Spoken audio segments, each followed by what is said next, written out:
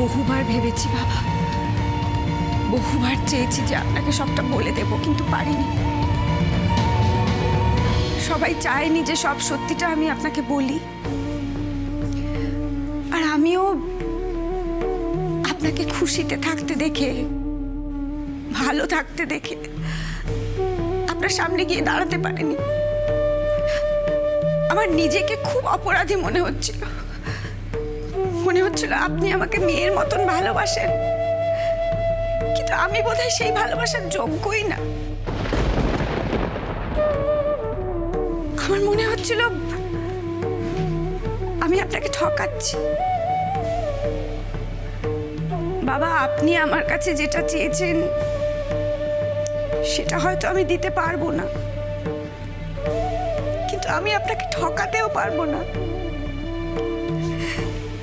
এই কদিন এই সত্যি কথাটা আপনাকে যে আমি বলিনি, সেটা আমাকে কুড়ে কুড়ে খেয়েছে বাবা। আমার মনে হয়েছে আমি আপনাকে ঠকাচ্ছি। তাই তাই আজ যখন ঠিক হলো যে আশীর্বাদ হবে, তখন আমি ঠিক করলাম যে আজই আমি আপনাকে সব সত্যি কথা বলবো। আর সেই জন্যই আমি বললাম আশীর্বাদটা ঝিলির হবে, আমাদের সন্তানের হবে। Dad, dad, Sandy, Sandy, dad, জল নিয়ে তাড়াতাড়ি। ড্যাড, ড্যাড কি হচ্ছে বলো আমাকে। ড্যাড, কাকু, কাকু কি হলো তোমার? ড্যাড, ড্যাড এনো, জল খাও, জল খাও। মিস্টার চ্যাটার্জি, কি হয়েছে? আকাশ বেটা, কি হয়েছে? স্যান্ডি, কি হয়েছে ড্যাডি? হ্যাঁ, কি হয়েছে? এটা আপনি কি করলেন? বারবার বারণ করা সত্ত্বেও আপনি আমার কথা শুনলেন না। আমি দেখছি। দাঁড়ান, আপনি আমার সাথে চলুন। আর আপনাকে কিচ্ছু করতে হবে না। অনেক করেছেন আপনি, অনেক জেদ দেখেছেন, অনেক অনিষ্টা দেখেছেন। হাত জোর করে বলছি আর কিচ্ছু করবেন না প্লিজ। সত্যি দি, বারবার করে আমরা সবাই তোকে বারণ করলাম, এখন কি হবে বলতো? কাকু যদি আর এই বেবিটাকে না মেনে নেয়, তখন কি হবে? আজ আমি বুঝতে পারছি আপনার প্রবলেমটা কোথায়। আপনি বেবি ক্যারি করতে না পারা সত্ত্বেও আমাদের বেবি হচ্ছে, এটা আপনি মানতেই পারছেন না। অ্যাকচুয়ালি আপনি মা হতেই চান না। মিস্টার চ্যাটার্জি, হ্যাঁ, আমি ঠিকই বলেছি। আপনি মা হতে চান না বলে কিছু না কিছু কারণ দেখিয়ে সিন ক্রিয়েট করার চেষ্টা করছেন। এসব আপনি কি বলছেন? হ্যাঁ, এই জন্য ভগবানও চান না আপনি মা হন।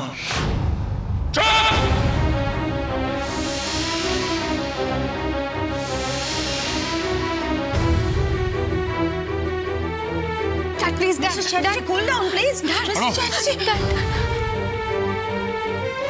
আর একটা কথা বলবে না তুমি। এসব কি বলছিলে তুমি ইরাবতীকে? হ্যাঁ, ছি ছি ছি ছি ছি। ভেবেছিলাম তুমি বদলে গেছো, গল্প করতাম তোমাকে নিয়ে, নিশ্চিত ছিলাম যে তুমি ইরাবতীকে ভালো রাখবে। কিন্তু এখন তো দেখছি তুমি জেকে সেই আছো। তোমার মনে কারোর জন্য এতটুকু সহানুভূতি, এতটুকু ভালোবাসা নেই। ড্যাড, তোমার কিছু হয়ে যাক সেটা আমি কিছুতেই মানতে পারবো না। তাই বলে তুমি আমারই মতন ভুল করবে?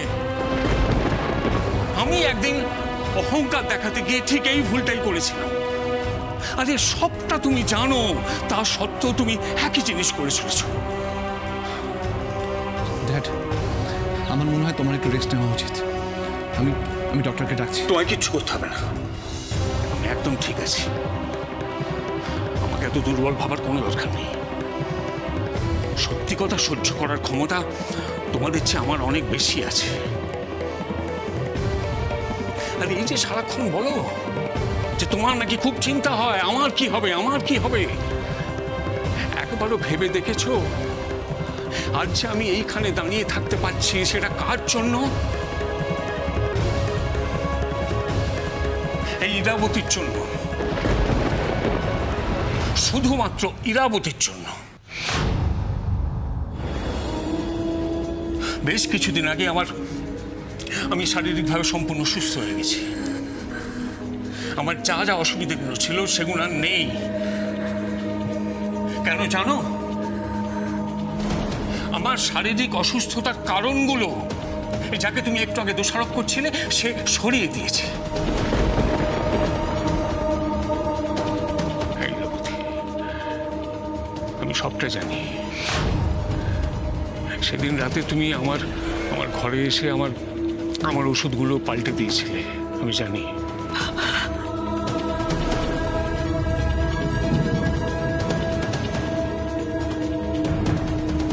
দীর্ঘদিন ধরে মোনা ওষুধের নাম করে আমাকে যেগুলো খাওয়াচ্ছিল, ইরাবতী সেগুলো সরিয়ে দিয়েছিল।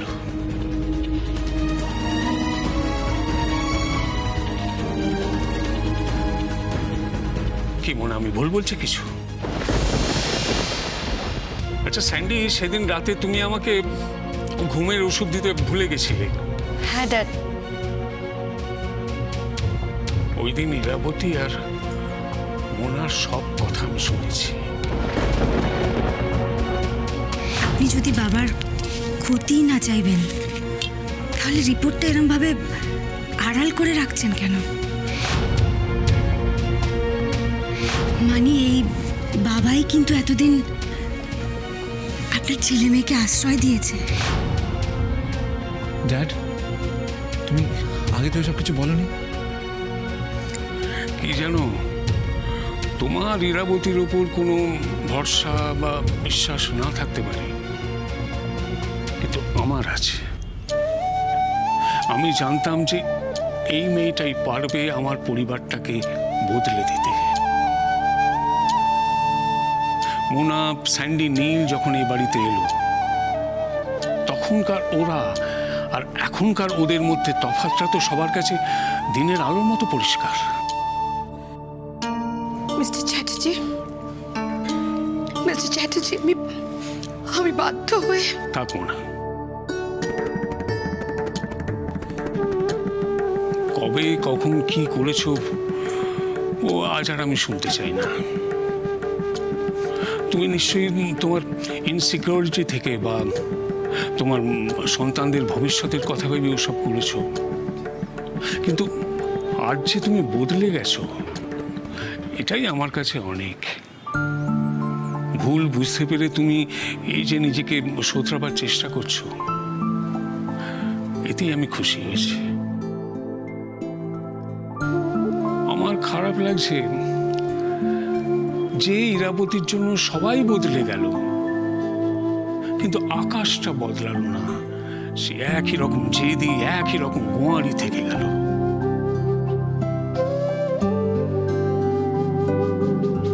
তো ইরাবতী, তোমার বিরুদ্ধেও আমার একটা অভিযোগ আছে।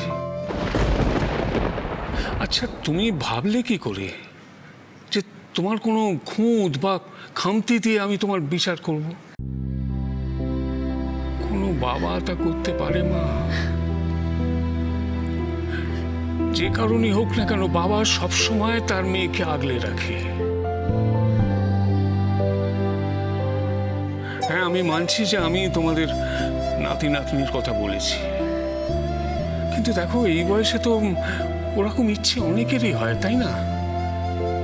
তাই বলে কি সেই ইচ্ছে তোমাকে পূরণ করতেই হবে এরকম কোনো মাথার দিব্যি দিয়েছিলাম কি বলো?